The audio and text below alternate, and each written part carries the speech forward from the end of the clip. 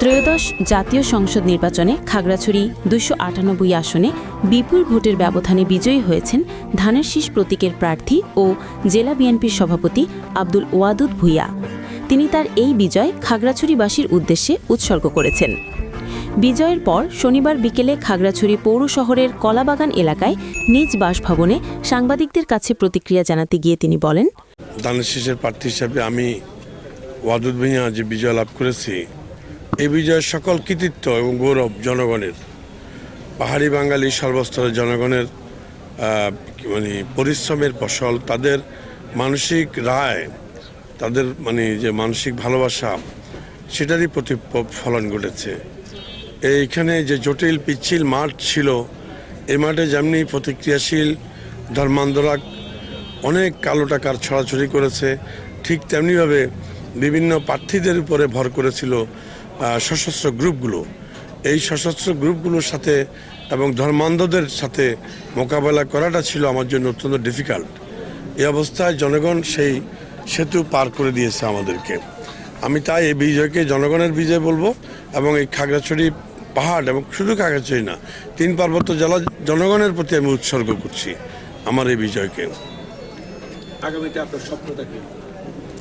আগামীতে আমি নির্বাচনে যে অঙ্গীকারগুলো করেছি, আমাদের দল যেই ইশতেহার ঘোষণা করেছে, সেগুলোকে আমি বাস্তবায়ন করব এবং আমার স্বপ্ন হলো এদেশের মানুষের মুখে হাসি ফোটানো, দারিদ্রতা বিমোচন এবং স্থায়ী শান্তি এবং টেকসই শান্তি প্রতিষ্ঠা করাটা আমার মূল স্বপ্ন, টার্গেট। পাহাড়ি বাঙালির একটা মিলন আমি দেখতে চাই, দেখাতে চাই, সেটাই আমার মূল কাজ হবে।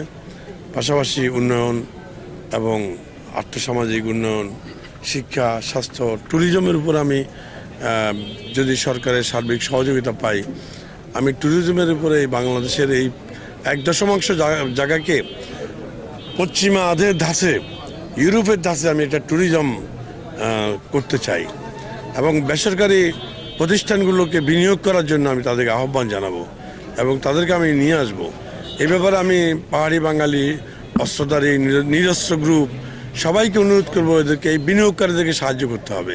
অস্ত্রধারী ভাইদেরকে অনুরোধ করবো যে বিনিয়োগকারীদের উপর আপনারা যদি হামলা করেন, তাহলে এই জেলায় কোনো উন্নতি হবে না, উন্নয়ন হবে না, কেউ বিনিয়োগ করবে না। তাহলে আপনার ভাইরাই মারা যাবে, আপনার বন্ধুরাই মারা যাবে, আপনার পরিবারই না খেয়ে মারা যাবে, অভাবে মারা যাবে। এই বেকার যুবক যুবতীদেরকে আপনার চাকরি এবং কর্মসংস্থানের ব্যবস্থা করতে হলে বেসরকারি বিনিয়োগকারীদেরকে পাহাড়ে আমন্ত্রণ জানাতে হবে, তাদেরকে উৎসাহিত করতে হবে। এ ব্যাপারে আমি সশস্ত্র গ্রুপগুলোর সহযোগিতা চাই, তাদের নীরব সমর্থন চাই। আমি সেটা আমার আজকের বিজয়ের পর যে বক্তব্য, জনতার উদ্দেশ্যে যে বক্তব্য, সেখানেও বলেছি। আমার নেতাকর্মী এবং দলের নেতাকর্মীদের প্রতি আমার উদাত্ত আহ্বান যে আমরা এমন কিছু করব না যাতে জনগণ আমাদের উপর অসন্তুষ্ট হয়। আমরা কারোর সাথে ঝগড়াঝাটি করা ঠিক হবে না, করবেন না। প্রতিপক্ষের সাথেও ঝগড়াঝাটির দরকার নেই। আমাদের নেতা তারেক রহমান অলরেডি ঘোষণা দিয়েছেন, আমরা দল, মত, ধর্ম, বর্ণ এবং জাতি গোষ্ঠী নির্বিশেষে সবাই মিলেমিশে আমরা থাকব, এই দেশটাকে গড়ব, এই অঞ্চলটাকে গড়ব। অতএব আমরা কারোর সাথে বিবাদে নয়, উন্নয়নের দিকে মনোযোগ দিতে হবে, সাংগঠনিক কাজে মনোযোগ দিতে হবে। আমি আমার নেতাকর্মীদের অনুরোধ করব, জনগণকে ফার্স্ট প্রায়োরিটি দিতে হবে।